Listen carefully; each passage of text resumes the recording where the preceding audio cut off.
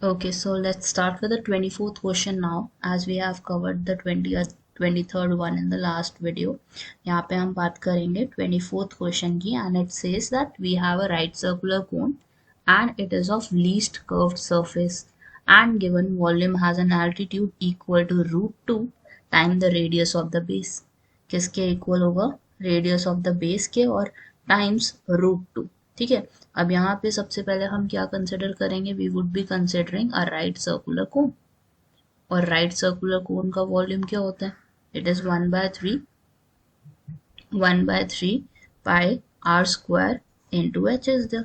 ठीक है, तो वॉल्यूम ऑफ कोन हमारा कैसा होगा इस केस में?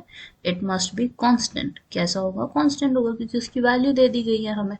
That volume has an altitude equal to, given volume has an altitude equal to √2 times the radius of the base. So इसके according what we will be doing is we will be first writing the volume of the cone. तो volume of cone का क्या value होता है? 1/3.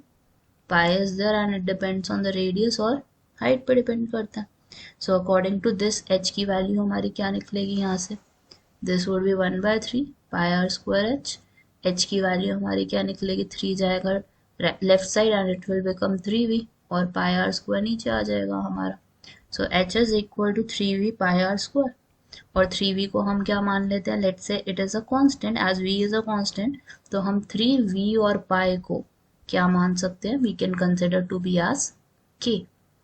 k की value हमारे किसके equivalent है? 3v ओवर पाई के. तो h हमारा किसके इक्वल आ गया? It would be k over r square. ठीक है, ऐसा क्यों लिया? Because the volume here is constant. ठीक है, वॉल्यूम कांस्टेंट है और कर्व्ड एरिया कैसा है हमारा? It is least. And altitude किसके इक्वल होगा? h किसके इक्वल होगा? √2 टाइम्स द रेडियस. ठीक है, and we need to show that curved surface area is least. तो हम कोन की अगर बात करें तो cs से होता क्या है हमारा कोन का? It is equal to pi r l. किस पे डिपेंड करता है? Depends upon the slant height. ठीक है, it depends upon the slant height, not on the main height. वैसे एल की वैल्यू हमारी किस पे डिपेंड करती है? Depends on the height h square plus r square होता है. तो हमारा सी एस से ऑफ कोन क्या बन गया इस केस में? Pi r root of h square plus r square. So this is your s, और एच की जगह क्या सब्सिट्यूट करोगे? You would be substituting h की जगह k by r square. So s will become pi r, then root is there, h की जगह k r square and then a whole square plus r square would be there. तो हमारे पास value क्या आ जाती है इसकी? पाई आर रूट इज देयर, हमारे पास आ गया k स्क्वायर, नीचे आ गया r की power 4, then you have is r square. तो we have pi r, then root is there, और उसके बाद एलसीएम लोगे तो r की पावर 4 हो गई, k स्क्वायर इज देयर, और r 6 हो गया हमारा सेकेंड टर्म में. और r की पावर 4 को आप रिड्यूस कर सकते हो as half is over it, तो आपके पास वैल्यू क्या आ जाएगी? इट विल बी r की power 2 k square plus r6, और r बाहर आएगा हमारा तो क्या बना देगा ये हमका हमारे लिए? r square. So 1 r can be cancel with 1 r, so we get the final value as pi root is there, k square is there, r की पावर 6 is there, डिनोमिनेटर में हमारे पास क्या आ गया? it would be r. this is the s, and since we know कि s has square root, इसके अंदर square root है तो डिफ्रेंशिएशन करने में मुश्किल होगा. तो इजी तरीका क्या होता है कि आप दोनों तरफ स्क्वायर ले लो. z को हम क्या मान लेंगे? सॉरी, s को हम क्या मान लेंगे? It would be considered z equals to s square. z किसके इक्विवेलेंट होगा? s स्क्वायर के. So now what would be the value for z? Z will become pi square, and in bracket you have k square, r की power 6 is there and r square is there. तो ये तो हमारी value आ गई z की, और थोड़ा सा और अगर हम इसको सिंप्लीफाई करें तो we get pi square, k square के साथ r की पावर -2 हो जाएगा, और r की पावर 6 को r स्क्वायर से कैंसिल करते हो तो r की पावर 4 हो जाएगा. So this is z, and since we know s is positive तो s इज मिनिमम होगा if a square is minimum. So z is equal to let's say a square, हम किसके इक्वल ले लेंगे?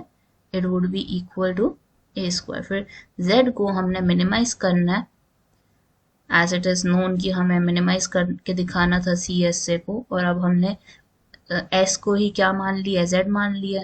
ठीक है, तो इसी को हम क्या करेंगे, डिफ्रेंशिएट करेंगे। So differentiating z with respect to r, तो हमारा हो जाएगा dz बाय dr। तो आपके पास वैल्यू क्या बनेगी, pi square would be there, k square आएगा, और r की पावर -2 को सॉल्व करोगे तो इट विल बिकम -2 r की पावर -3। r की पावर 4 इज देयर, तो 4r क्यूब बन जाएगा हमारा। Now we have is dz by dr, तो ये हमारे पास वैल्यू हो गई which is pi square.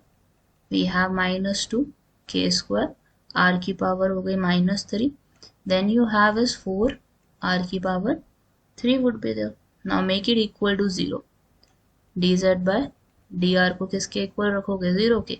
So you have is pi square -2 k square, r की power -3, then we have is 4r cube, make it equal to 0।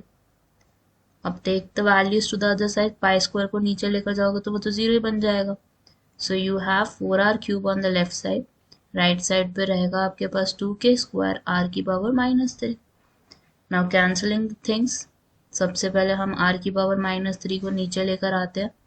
So it will be r की power -3 in the denominator, 2 k square on the right hand side, 2 से 4 cancel हो गया, 2 आ गया हमारा, और r की power कितनी हो जाएगी, इट वुड बिकम 6, क्योंकि हमने ऊपर लेकर जानी है, and it would become 6 here in this case. So it would B 2 times r की power 6 and equals to on the right side what we had, k square। ठीक है, अब इसको थोड़ा सा हम रिड्यूस करते हैं, r की पावर 6 है ना हमारे पास, तो राइट साइड हमारी क्या बन जाएगी, k square by 2 is there। now as we need to minimize it, minimize करके दिखाना है, लीस्ट बोला है इन्होंने, तो हम क्या चेक करेंगे कि क्या डबल डेरिवेटिव हमारा इसका ग्रेटर देन 0 आ रहा है या नहीं आ रहा, और जैसे ही वो चेक हो जाएगा उससे हमें कंफर्म हो जाएगा कि हमारा r की पावर 6 पे हमारी जो वैल्यू होगी वो क्या होगी, it would be the least, और चेक भी हो जाएगा कि h is equal to √2 times r आ रहा है या नहीं आ रहा। ठीक है, so now we would be finding the double derivative of z, so which is we have is d square z dr square, तो डेरिवेटिव हमने किसका लेना है, इस वैल्यू का। So pi square would be as it is, then in bracket you need to take the derivative, +6 हो गया, k square is there, r की power -4 is there, then second term would be 12 r का square is there. तो ये हमारा double derivative हो गया, and from this we can understand that everything is positive, तो ये ग्रेटर देन 0 ही होगा। So surface area is minimum when r की power 6 is equal to k square over 2। अब क्या करेंगे, we would be substituting the value of it into the h value। h किसके equal था, k over r square के। Now we would be substituting the value of k into it। So h r square is equal to k की value हमारी बन जाएगी k square we have ना, तो एक काम करते हैं, दोनों तरफ स्क्वायर ही कर देते हैं, के स्क्वायर हो गया, के स्क्वायर की वैल्यू क्या है, 2 times, it is 2 times r की पावर 6। ठीक है, r की पावर 4 से r की पावर 6 गई, 2 इंटू r का स्क्वायर आ गया हमारा, and this is nothing but equivalent to h square is equal to 2r square, और स्क्वायर को राइट साइड लेकर जाओगे तो क्या बन जाएगा, 2r square. So you have is √2, और रूट अगर r स्क्वायर के ऊपर आएगा तो वो तो कैंसिल ही हो जाएगा। So this is what we need to prove कि h किसके इक्वल है, √2r के, and the curve surface area is the least in this case.